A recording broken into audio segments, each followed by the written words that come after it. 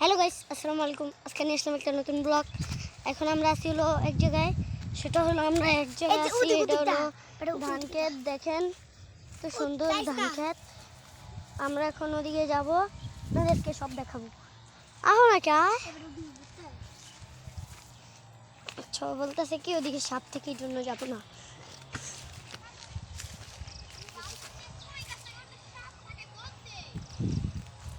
Guys, আমার এই সাইডের থেকে আমার এক বন্ধু আছে, এনে নাকি সাপ থাকে, এই জন্য আমি দৌড় দিতেছি।